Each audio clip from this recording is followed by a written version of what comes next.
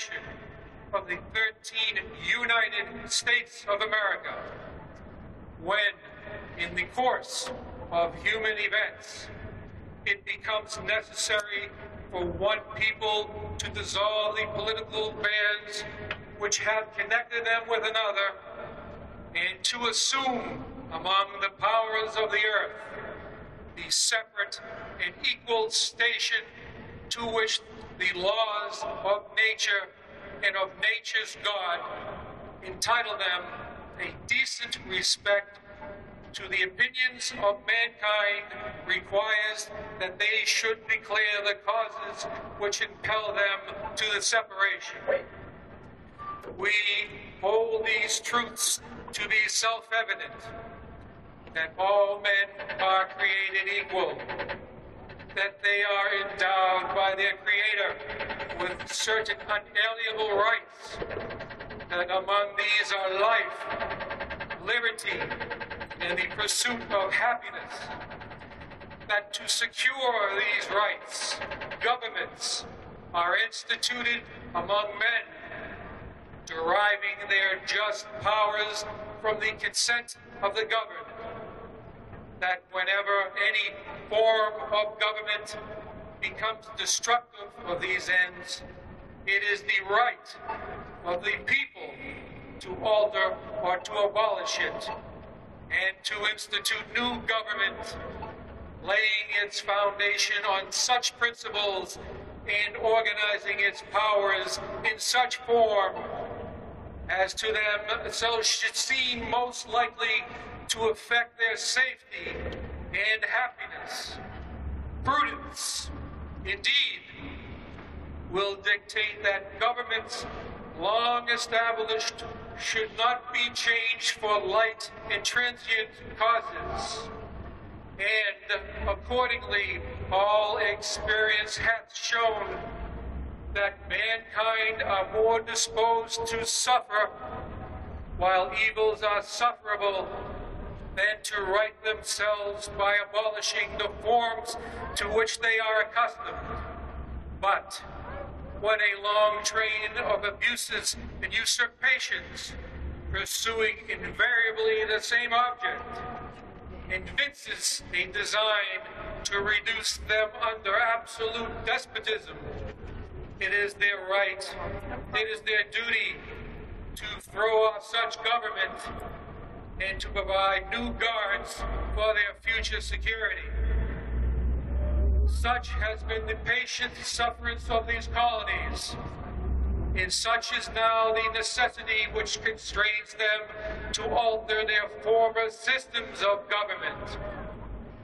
The history of the present King of Great Britain is a history of repeated injuries and usurpations, all having in direct object the establishment of an absolute tyranny over these states. To prove this, let facts be submitted to a candid world. He has refused his assent to laws, the most wholesome and necessary for the public good.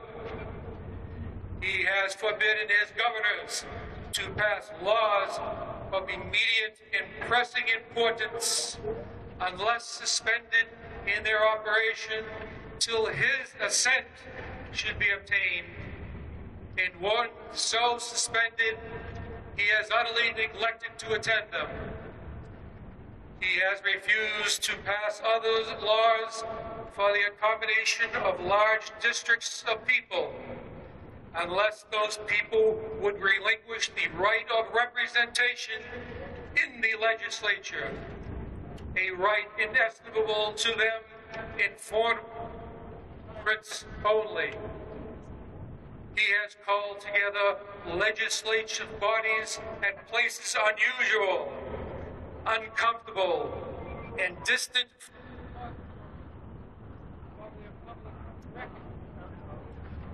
for the sole purpose of fatiguing them into compliance with his measures. He has dissolved representative houses repeatedly, manly firmness his invasions on the rights of the people. He has refused for a long time, after elected, whereby the legislative powers of the nation have returned to the people at large their exercise. The state remaining in the meantime exposed to all the dangers of invasion from without and convulsions from within. He has endeavored to prevent the population of these states, for that purpose of obstructing the laws for naturalization of foreigners, refusing to pass others to encourage their migrations hither, in raising the conditions of new appropriations of lands. He has obstructed the administration of justice by refusing his assent to laws for establishing judiciary powers. He has made judges dependent on his will alone for the tenure of their offices and the amount and payment of their salaries. He has erected a multitude of new offices and sent hither swarms of officers to harass our people and eat out their substance. He has kept amongst us in times of peace standing armies without the consent of our legislatures.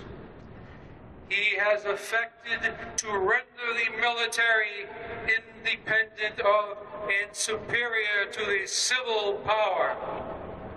He has combined with others to subject us to a jurisdiction foreign to our Constitution and unacknowledged by our laws, giving his assent to their acts of pretended legislation, for quartering large bodies of armed troops amongst us, for protecting them by a mock trial from punishment for any murders which they should commit on the inhabitants of these states, for cutting off our trade with all parts of the world, for imposing taxes on us without our consent, for depriving us, in many cases, of the benefits of trial by jury,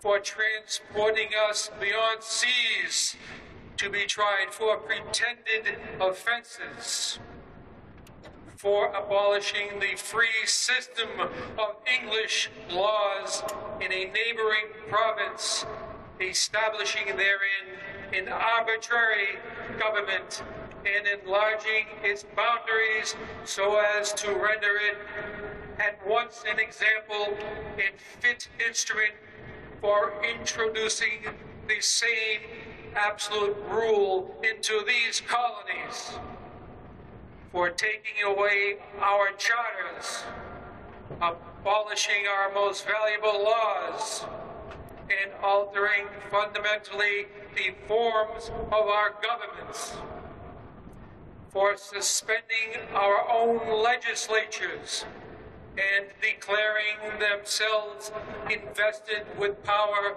to legislate for us in all cases whatsoever. He has abdicated government here by declaring us out of his protection and waging war against us. He has plundered our seas, ravaged our coasts, burnt our towns, the lives of.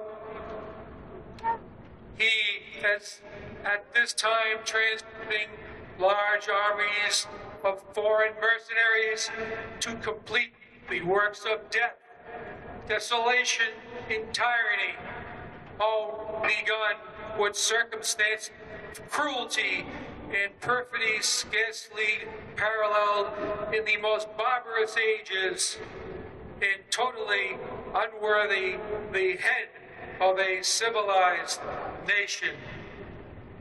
He has constrained our fellow citizens, taking captive on the high seas to bear arms against their country, to become the executioners of their friends and brethren, or to fall themselves by their hands. He has excited domestic insurrections amongst us, and has endeavored to bring on the inhabitants of our frontiers the merciless Indian savages whose known rule of warfare is an undistinguished destruction of all ages, sexes, and conditions. In every stage of these oppressions, we have petitioned for redress in the most humble terms. Our repeated petitions have been answered only by repeated injury. A prince whose character is thus marked by every act which may define a tyrant is unfit to be the ruler of a free people. Nor have we been wanting in attentions to our British brethren. We have warned them from time to time of attempts by their legislature to extend an unwarrantable jurisdiction over us. We have reminded them of the circumstances of our immigration and settlement here. We have appealed to their native justice and magnanimity. We have conjured them by the ties of our common kindred to disavow these dissipations, which would invariably interrupt our connections and correspondence. They too have been deaf to the voice of justice and of consanguinity. We must, therefore, acquiesce in the necessity which denounces our separation, and hold them as we hold the rest of mankind, enemies in war, in peace, friends. We, therefore, the representatives of the United States of America, in General Congress, assembled, appealing to the Supreme Judge of the world for the rectitude of our intentions, do, in the name and by the authority of the good people of these colonies, solemnly publish and declare that these united colonies are, and of right, ought to be free and independent states. Woo! Yeah.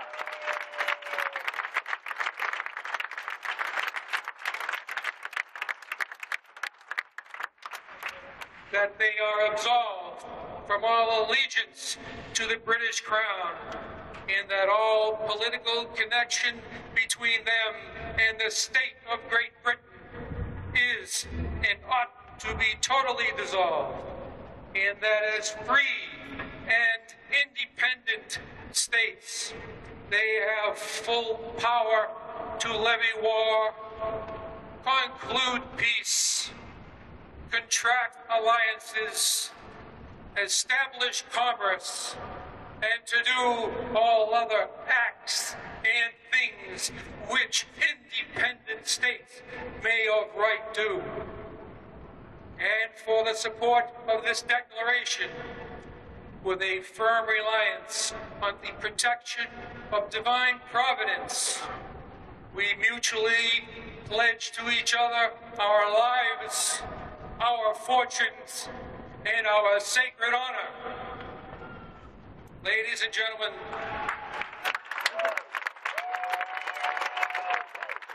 Yeah.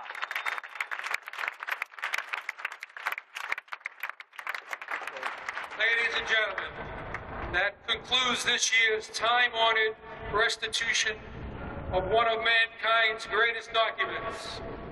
Let us pray that the freedom and democracy that was born on this date continues to spread throughout the world, so that our brave servicemen and women will be able to come home soon from their hazardous duties on the other side of the globe.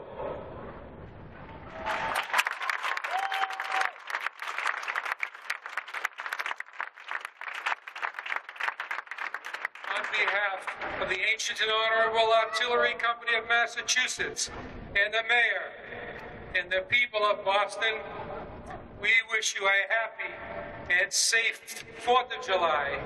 Have fun, enjoy yourselves in our small city, and God bless America! Yeah.